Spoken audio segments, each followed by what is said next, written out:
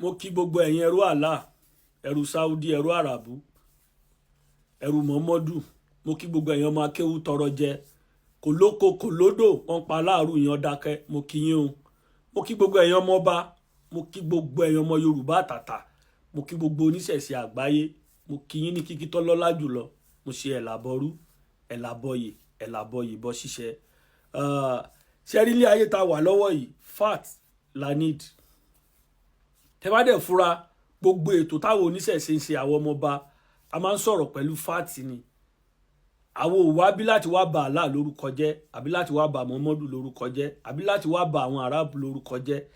Àwa máa ń jáde pẹ̀lú fat ni. Àwa ń fi àtàsìkò yà fi ń kéde fún gbogbo ẹ̀yin ọmọ ẹrú tẹ́ bá fẹ́ balẹ̀ bàbá yín jẹ́ àti wọ́n ọmọ Fúlàní tí wọ́n bí sílẹ̀ Yorùbá tó ń balẹ̀ Yorùbá jẹ́.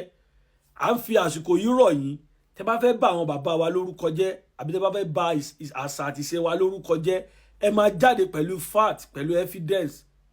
Ẹ máa jáde pẹ̀lú proof. Ẹ má máa sọ̀rọ̀ orí ọ̀rọ̀ táwọn àfáà yín sọ fún yín àbọ̀rọ̀ táwọn bàbá yín sọ fún yín ẹ má sọ mọ́. Ẹ máa jáde pẹ̀lú evidence. Ẹ̀yin náà ẹ kẹ́kọ̀ọ́ látara wa. Ẹ wo pé gbogbo nǹkan táwọn oníṣẹ̀ṣe ń ṣe àwọn ọmọọba àwọn ẹlẹ́bọ gbogbo nǹkan táwa ń ṣe táwa ń sọ nípa Allah yín àti pa Muhammadu yín àti nípa oko ẹrú tẹ́ wà àwa máa ń sọ pẹ̀lú evidence ni. Ẹ̀yin ẹ má jáde láti máa sọ̀rọ̀ lásán ẹ máa sọ pẹ̀lú evidence. The all Yoruba people all over the world we need proof.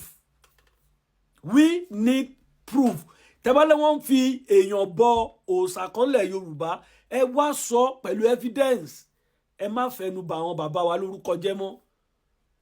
Ní 2024 tá wà yìí gbogbo ọmọ Yorùbá nílé lóko lẹ́yìn òdì tẹ́ ń gbọ́ Àkànbí Ọlọ́ba ẹ kàn bá mi lọ sí Google ẹ kàn táàpù ẹ̀ sí pé èèyàn mélòó ló kú ní Saudi Arabia 2024 yìí wọ́n á gbé wá is a 1,300 people ní aláàfin ẹ̀mí wọn ṣòfò ní Saudi Arabia 2024 tá wà yìí. Òṣàbò lè gbé mi ṣe mi bó ṣe bá mi ni. Àwọn brọ́dà wa ni wọ́n tẹ́ kalẹ̀ yìí wọ́n wá kó Kùránì sí wọn ní gbèrí so yẹ kó rí bẹ́ẹ̀ yẹn. Ẹ jáde nílé pẹ̀láyọ̀ pẹ̀lálàáfíà àti wọlé odogun odi fìtínà. Ẹ̀jẹ̀ yẹn ni wọ́n fi ń bọ Allah. Deborah sọ̀rọ̀ nílùú Kánò wọ́n pa jẹ ni. Osama bin Laden ó pààyàn fún Allah ni. Saddam Hussein ó pààyàn fún Allah ni. Boko Haram wọ́n pààyàn fún Allah ni. Taliban wọ́n pààyàn fún Allah ni. Al-Qaeda wọ́n pààyàn fún Allah ni. Àwọn x-men wọ́n pààyàn fún Allah ni. Ẹ̀jẹ̀ yẹn ni wọ́n fi ń bọ Allah. Fún wọn tó fẹ́ lọ Saudi Arabia lọ́dún yìí dágbére fáwọn ọmọ rẹ àti ìyàwó rẹ àtàwọn òbí rẹ àtàwọn ọ̀rẹ́ rẹ pé wọ́n fẹ́ rìnrìn àjò àrèmábọ̀ torí possible kó lọ kó mọ́ dé. Ẹ̀jẹ̀ yẹn ni Allah ń gbà o. Gbogbo àwọn òkú tí wọ́n tẹ́ kalẹ̀ ẹlẹ́bí báyìí ẹ̀jẹ̀ rárá bú nínú wọn ẹ̀yin ẹrú wọn iná làlá ń pàjẹ́ o. Ẹ já mọ nǹkan tá à ń ṣe àwọn òwá bíbá yìí láti wá ba Allah lórúkọ jẹ́ àbí Muhammadu fat la wá sọ fún ẹ̀yin rẹ wa torí pé ẹ lè máa fi owó yín ra ikú lọ́dọọdún. Ojú ti là bèbí ti ṣẹ́jú. Gbogbo ọmọ Yorùbá all over the world wọ́n ti mọ̀ pé àìníṣẹ́ àìlóko àìlódò ló ń da gbogbo ẹ̀yẹ ẹgbẹ̀rún kan ilẹ̀ Yorùbá láàmú tẹ̀pẹ̀rẹ̀ yín láàfa. Àìlóko àìlódò ló ń dà yín láàmú lójú kẹ́ mọ́ bá àwọn bàbá la bàbá ti wà lórúkọ jẹ́.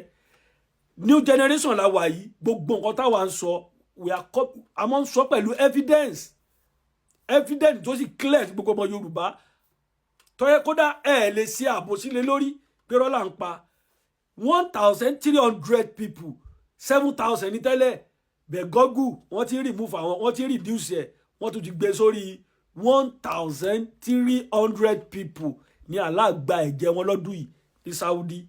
Ẹ wá rìnrìn àjò délé ẹ̀rìnrìn àjò àrèmọ́bọ̀. Ẹgbọ́n aládé sọ pé à ń fa látàkì lónà ó ní kẹ́ ṣe làákàyè ẹ̀yin ẹ̀gbọ́n wa ẹ̀yin ìyá wa ẹ̀yin bàbá wa ẹ já ṣe làákàyè ẹ̀yin brọ́dà wa ẹ jí ká ronú. Òṣàbò lè gbè mí ṣe mí bó ṣe bá mi làwọn bàbá wa sọ. Allah ajogun Allah corona kí la ní fi Allah wé virus ajogun burúkú kan ní Allah inú Kaaba yẹn ni wọ́n chain ẹ̀ mọ́ ẹ̀ẹ̀kan lọ́dún iná ni wọ́n máa ń túlẹ̀ tó bá dẹ̀ túlẹ̀ lọ́dún yẹn àfẹnitálọ̀ bá fojú kan ní onígbẹ̀jẹ̀ fún díẹ̀ yìí ẹ jẹ́ ká mọ ohun tá à ń ṣe, ẹ jẹ́ ká rorí, ẹ jẹ́ ká ro common sense wa. Mo sọ yìí, mo dúró ná. Àwa ṣe mẹ́yẹ bọ̀ lápò ni, àti jáde fún yín rárá. Tá bá jáde tán fún yín, ẹ̀rù ó bà yín. Wọ́n pẹ̀lú mi láàfọ̀ àgàn kò ní lè dáhùn. Ẹ̀yin ọ̀lẹ olè abẹ́kánná gbọ̀n.